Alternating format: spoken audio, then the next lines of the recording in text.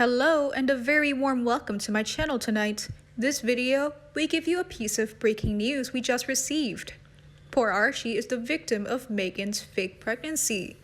Early today, when we were tracking some information to send to you, we discovered a very remarkable post by Yankee Wally. The author has posted a piece of information and with the quote, "I've just been sent this. Is it true? And if so, why didn't Meghan Markle arrange or book the surrogate in the USA? Poor little Archie is not even legitimate and not in the line of succession. What mother would choose this option? And why?" The content that Yankee quotes is British and American laws governing surrogacy are completely different. In Britain, a child is deemed to be illegitimate, even if it is the biological issue of a married couple, as long as it is born by a surrogate.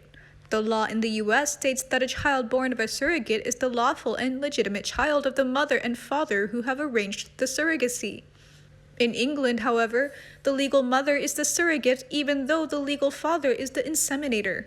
Under English law, the woman whose egg produced the child has no legal status at all. If she wishes to be acknowledged as its mother, she has to adopt it. Even then, the child remains illegitimate at birth.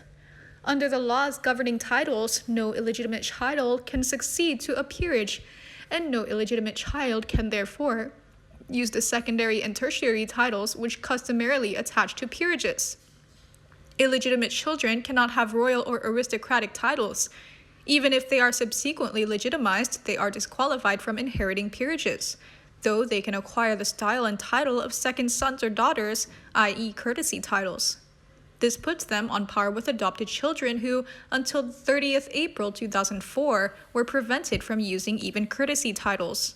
Only the persistence of the Marchioness of Aberdeen and Tamar on behalf of her 4 adopted children resulted in a change to the law, but illegitimate children are still denied any titles at all unless they are then adopted or legitimized. This question, along with the information given, has made us very questionable, and Yankee fans have also expressed their views on this post. One said, "It's true. That's why Her Majesty the Queen said no royal title. She apparently argued about this too, but hey ho, what Meghan wants and all that." Another fan asked, "What the ruling actually says is an heir to the throne has to be born by the mother. However, Archie is not in line as such as there are too many in front of him, but he cannot qualify even if all the others were wiped out if surrogacy was used. But still don't understand why the British royal family will accept to play along and hide the surrogate path. Does the British royal family have no advantage? Or am I missing something?" And a user added, "The above is the reason why Archie is not titled a prince. If Archie was truly hers, she would have threatened to sue everyone by now, or Harry would have put out one of his statements. In the UK, even if her egg was used, she would have to adopt the baby. That was prevented either by surrogates or Her Majesty. Markle cannot be allowed around a baby. Could be why she has tried so hard to cover it." This is from Lady C's book, if I recall. She never says it directly, but lays all the facts that lead to believe what a lot of people think, that Archie was born from a surrogate, and that's the reason he wasn't given a title. Indeed, the relentless PR machine seems to intentionally hide this. In the latest news on Mirror Online with the title, "Meghan Markle never considered giving birth at Lindo Wing in a break from tradition." It's reported the Duchess of Sussex gave birth to baby Archie at London's Portland Hospital on May 6 last year. In line with royal tradition, Kate Middleton gave birth to all 3 of her children at the Lindo Wing of St. Mary's Hospital in Paddington, following in the footsteps of Princess Diana, who also had her children there. In the new Meghan's PR book, Biography Finding Freedom, authors Omid Scobie and Caroline Durand say it was never the plan for Meghan to give birth at the royal favorite. They write, "Meghan never considered giving birth at St. Mary's Hospital in London, where Kate delivered all 3 of her children. It is reported in the book that Meghan always planned on having a more discreet birth." Clearly, whereas crowds gathered for days outside the Lindo Wing waiting for a glimpse of Kate and William's royal babies, Meghan and Harry did not share any details about Archie immediately after the birth. There were no crowds, and instead, Meghan clearly wants to control this incident when she and Harry made their debut with their son days later in front of just a handful of photographers and 1 press association reporter. This has been my understanding, and yes, the part in the USA is true. That's why they had a pretend pregnancy, because Archie will have no titles if proven born from a surrogate. I personally believe that's why they chose not to give him the title of prince at his. She really thought she could pull off a pretend pregnancy and pretend to give birth so her spawn could have a title. I believe she wanted her meal ticket fast. At her age, fast was not going to happen, so the surrogate plan. Plus, she wouldn't have to get fat, which I believe is easy for her. She's also a narc and feels rules don't apply to her. She feels nothing for that poor kid. Someone still discusses on Twitter.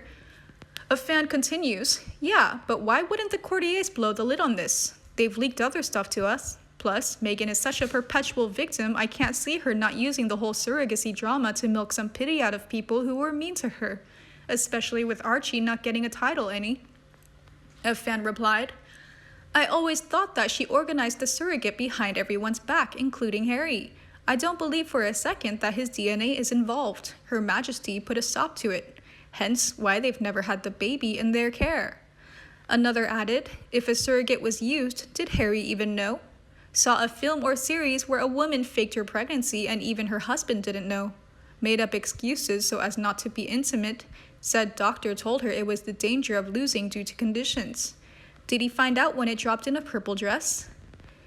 You can discuss this news on the Yankee Wally's Twitter or in our comment section below. But before leaving here, we give you a bitter letter a fan gives for Harry. She wrote, Dear Harry, we have watched you grow from a smiley, cheeky little boy who adored his mother, his brother, and his little trio to one who quickly had to grow up overnight. We watched along with the whole world, like your life, your grief, and your pain was blasted all over our television screens. We watched you walk behind that carriage. We watched you, a little 12-year-old boy, be expected to keep up with the men around you and emotionally cope with what you were being faced with. You had no hand to hold, no arms to bury yourself in, no one wiping away the tears you no doubt desperately wanted to cry. We watched, little one, as Princess Diana was paraded slowly in front of millions. But she wasn't a princess to you. She was Mummy, and you suddenly lost someone who made you smile, laugh, and gave you affection like no other person in your life. We watched as the world kept turning, but yours stood still.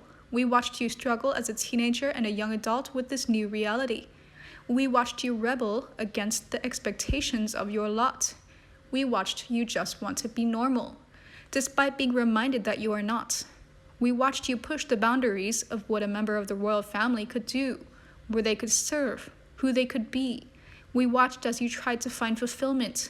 We watched as you finally found someone warm, caring, happy, someone who, like your mother, wasn't afraid to show your love and affection in public.